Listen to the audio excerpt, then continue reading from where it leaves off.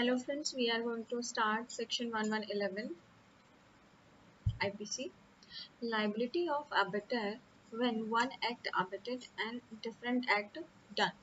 मतलब हमें इस सेक्शन में ये देखना है कि अगर abettor ने एक ऑफेंस को अबेट किया और अबेटेड पर्सन ने कुछ और एक्ट कर दिया तो what will be the consequences. Now we can understand this with an example. Let us understand the example first. See, there is a who abets. A क्या करता है? Abet करता है B को to commit theft. Let us suppose he abets to commit theft in the house of C. B ने यहाँ पे क्या किया? B ने दो ऑफेंस कर दिए. क्या क्या ऑफेंस किया? B committed theft as well as murder. Murder of C. Then we have to understand the liability of abettor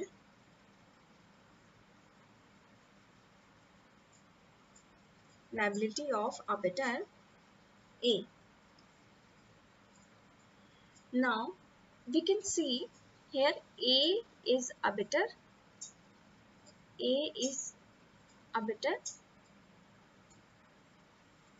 and B is principal culprit, मतलब main doer of the offense. Now liability of A will be for the abatement of theft. ये तो आप सबको पता होगा. Abatement of theft के लिए तो A liable होगा, पर क्या A मर्डर के लिए लाइबल होगा? ये हमें इस सेक्शन में पता चलेगा. B की लाइबिलिटी तो आपके दोनों ऑफेंस के लिए होगी इंडिपेंडेंटली. क्यों? B will be liable for theft under section 379 IPC और he will be liable for murder under section 302 IPC. क्योंकि वो तो मेन डूअर है, प्रिंसिपल कल्प्रिट है. पर A की लाइबिलिटी हमें डिफाइन करनी है. यहाँ तो ये A will be liable, पर मर्डर के लिए हमें इस मर्डर में मतलब A लाइबल होगा या नहीं, इसके लिए हमें ये सेक्शन देखना है. See, let us read the section first. एक second.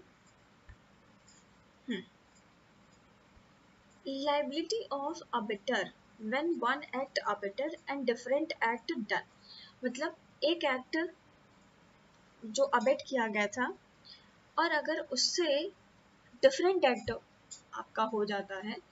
When an act is abetted and a different act is done, the abettor is liable for the act done in the same manner and same extent as if he had directly abetted it. मतलब यहाँ पे हमारा abettor कौन है? इस example में हमारा abettor है A. A ने क्या अबेट किया था? To commit theft. But what? यहाँ पर B ने क्या किया? B ने क्या किया? B has committed theft as well as murder. तो liability according to section A की liability हमारी क्या होगी? For theft तो होगी और for murder भी होगी. लेकिन इसको मर्डर के लिए लाइबल करने से पहले हमें ये देखना होगा कि प्रोवाइजो क्या बोलता है. Provided that act done was a probable consequence. यहाँ पे ये वर्ड बहुत important है, probable consequence of the abatement, and was committed under the influence of the instigation or with the aid or in pursuance of the conspiracy which constituted the abatement. मतलब कि अगर A ने abate किया है theft के लिए, तो क्या मर्डर जो हुआ है इस एग्जाम्पल में, मर्डर उस थेफ्ट का प्रोबेबल कॉन्सिक्वेंस था? अगर था, then A will be liable for both the offences. मतलब A जो अबेटर है वो अब किस किस के लिए लाइबल होगा? जो ऑफेंस के लिए था, उसने अबेट किया था और जो ऑफेंस और एक्स्ट्रा हुआ है, मतलब he will be liable for theft as well as murder, ये हमारा प्रोवाइजो करता है। लेकिन अगर यहाँ पर कुछ और ऑफेंस होता, लेट अस सपोज ये एग्जांपल हम थोड़ा बदल, अगर इसे अलग कर दे, कि यहाँ पे अलग कर दे, तब क्या होगा, एक सेकेंड, पेन दिया हमने, ये रहा एग्जांपल, ए ने अबेट किया बी को, A abets B to commit theft, पर थेफ्ट ने in the house of C, B ने क्या किया, थेफ्ट के साथ साथ यहाँ पर रेप भी अटेम्प्ट किया, रेप। तो क्या जो ये थेफ्ट का अबेटमेंट है, थेफ्ट जो ऑफेंस है, क्या इसका प्रोबेबल कॉन्सिक्वेंस रेप हो सकता है या है? तो आपको खुद ही समझना चाहिए कि ये जो रेप ऑफेंस है ये इंडिपेंडेंट ऑफेंस है, ये डिस्टिंक्ट ऑफेंस है, तो यहाँ ए की लाइबिलिटी नहीं होगी, मतलब A will be liable for the offence of theft only, ये हमारा प्रोवाइजो बोलता है। Next we have to understand illustrations. There are 3 illustrations. पहला illustration क्या बोलता है कि A ने अबेट किया एक बच्चे को क्या करने के लिए, to give poison to Z, मतलब A ने अबेट किया एक बच्चे को कि Z को कोई ऐसा खाना दो जिसमें पॉइजन मिला हो। तो बच्चे ने क्या किया,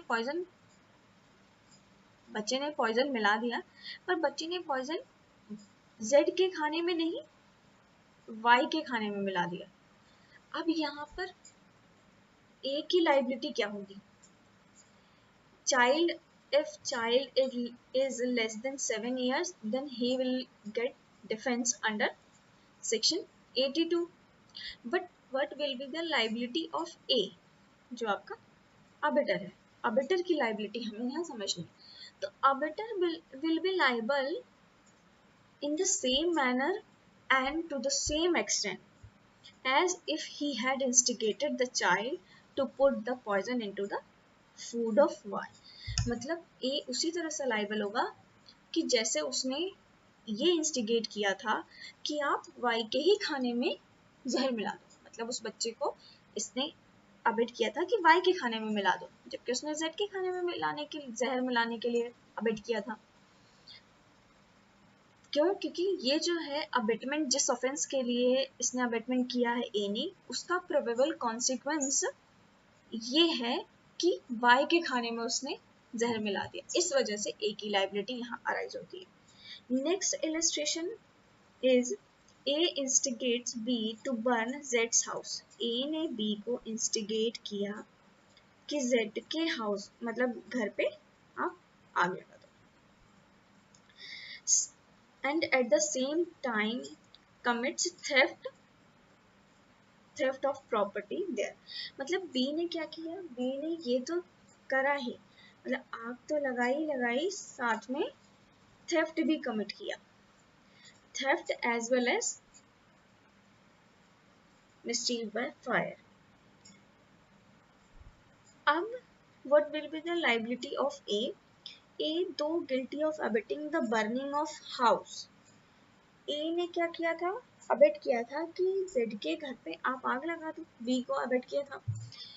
अब बी उसके लिए तो डायरेक्टली लाइबल होगा उस अबेटमेंट के लिए कि उसने abetment for mischief by fire किया, but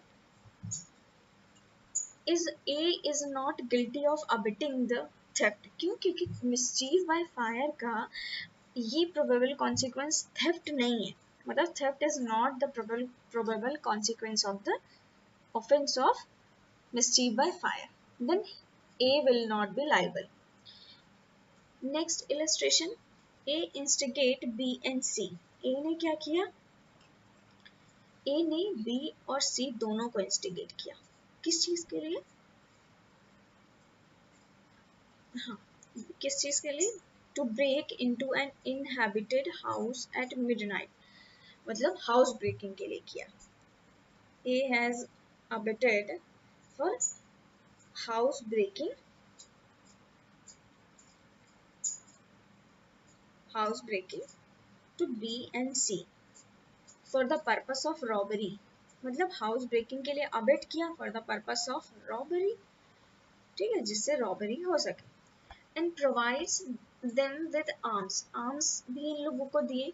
B and C break into the house and being resisted by Z, Z ने B और C को रेजिस्ट किया, मतलब रोका, और उनमें से एक इनमेट ने, मतलब बी या सी में से किसी ने इसका जेड का मर्डर कर दिया। Z dies, this illustration, Z dies.